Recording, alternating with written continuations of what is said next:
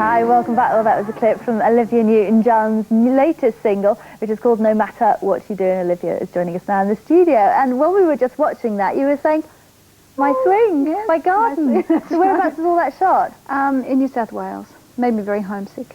So where do you live? Because, you know, we hear about, you know, sort of being in America and being in Australia. And where's home?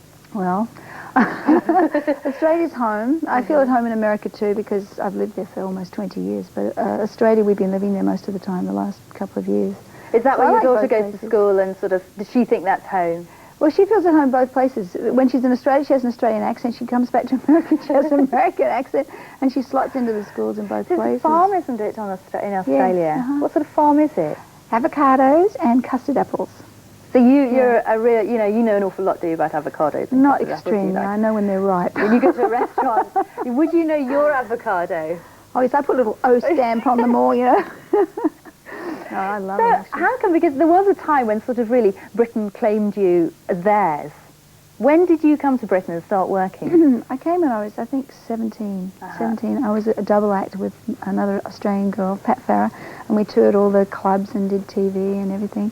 And then I went to America in the 70s and I've really been there ever since until the last couple of years I went back to Australia. But while you were in Britain, of course, there was all the Cliff Richard shows. Yeah. I remember those. I remember watching you on and thinking, I'd like to wear clothes like that. I'd like to look like that.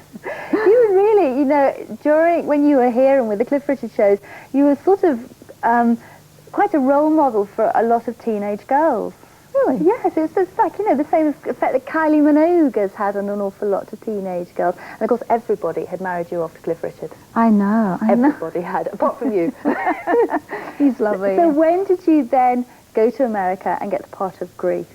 I went to America in the mid-70s, and Grease was, I think, 77. So I've been there about 3 years then. And was that something that sort of fell into your lap, or was that something you had to work very hard No, for? it fell into my lap. I went to a dinner party, and the producer, Alan Carr, was there, and I was clowning around and being stupid as usual. And apparently he was interested in me for the part, and that sealed it, apparently. And so he asked me to read for it with John, and we did a screen test together.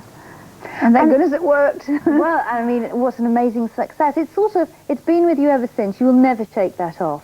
Does that worry you? I think it's great. I mean, I think it's a fantastic film, and I feel very lucky that I'm part of something that's always going to be around. I think every generation loves it. All these little kids, you know, every time. I meet little kids all the time who have just seen it for the first time, and it'll never die because it's almost like a cartoon. It's larger than life, and the fashions, everyone loves the 50s fashions, which are all back again. Will you go and see the stage show while you're in London? I don't think I'll have time, because I'm trying to catch up with my friends, so I only get to see when I come over here. I think if any of the cast knew you were in, they'd be so nervous. I don't think they'd go on the stage that night. Well, I'd like to see it, so maybe next time I will. Now, of course, 1992 was sort of the year from hell, where you were diagnosed as having breast cancer and your father dying. What got you through that year? Positive thinking. Really, I had to have it. I mean, to get through to all that at one time. I just decided that I was going to be okay, and that was really important to have a good state of mind. And I meditated, and I did yoga and acupuncture and homeopathy, and read a lot of positive thinking books, and did things for myself, and took time out to draw and paint and read. And if it hadn't have been for that, do you think you would have written this album the way you have? No, I don't think so. I think that see, good things always come out of bad, and.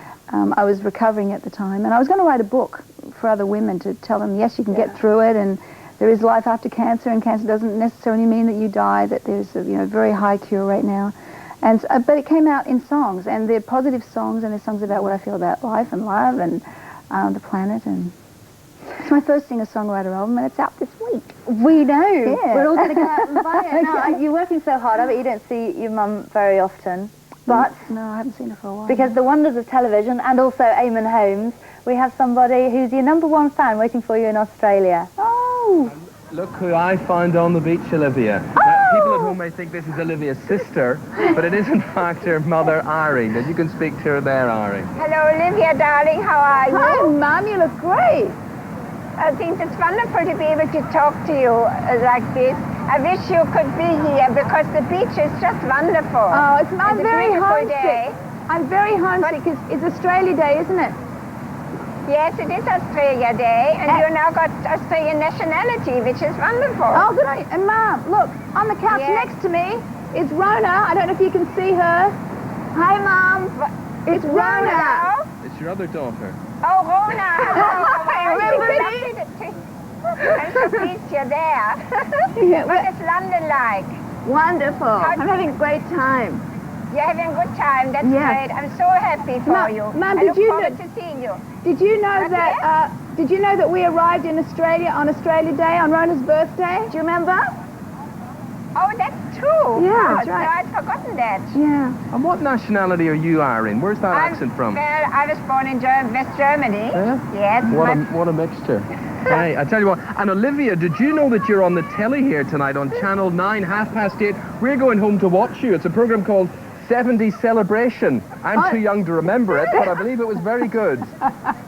No, I didn't know that. But will you have a meat pie for me, Eamon?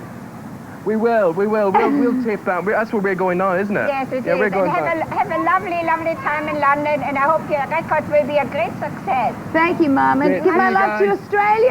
I miss you guys. Oh, Bye, yes, Mom. I look forward to seeing you. Thanks. That was a nice surprise. Bye. Thank you. Much love. Bye-bye. Bye-bye. We're going to have another drink. I think Oh, your she mum's looks in good good. hands there. Yeah. She's going to be well looked after, I think, by the crew, because they've got this big barbecue up and they've got so much food on there. I really don't think Eamon can actually eat it all himself. You didn't get to go. What a No, I know, but never mind. Next time. I'm not jealous at all. Anyway, thanks very much for coming in. Oh, it was speak great us. to meet It's great, you. and good luck with the album. Thank you very much. Thank you very much.